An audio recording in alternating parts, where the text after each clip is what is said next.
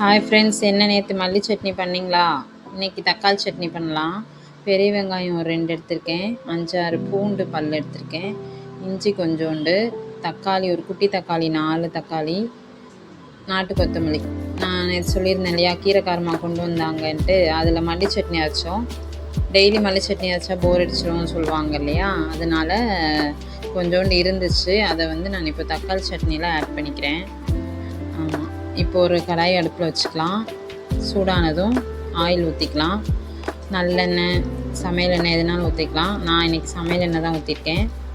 அப்புறம் உளுந்து போட்டுக்கலாம். அந்த கருப்பு கருப்பாக இருக்கிறது கருப்பு உளுந்து தான். ரெண்டையும் மிக்ஸ் பண்ணி வச்சுருந்தேன், அதனால் அப்படி இருக்குது. காஞ்ச மிளகாய் ஒரு 5-6 நம்ம காரத்துக்கு எப்போ நம்ம எடுத்துக்கலாம். அது கொஞ்சம் பொன்னிறமாக ஆகட்டும், அது வரைக்கும் நம்ம வதக்கணும். அப்புறம் பூண்டு நேற்று போடல, இஞ்சி இருந்தது அதனால் போட்டிருக்கேன். பூண்டு போடலையா, வீட்டில் சொன்னாங்க பூண்டு உடம்புக்கு நல்லதுமா, எது செஞ்சாலும் பூண்டு சேர்த்துக்கோங்க அப்படின்னு சொன்னாங்க.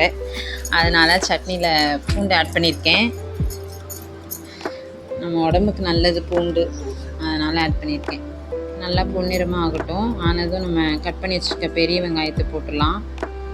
1 by 1 போட்டு ரொம்ப பருபடணும்னு இல்லை, ஏன்னா நம்ம மொத்தமாக போட்டுட்டு நல்லா வதக்க தான் போகிறோம்.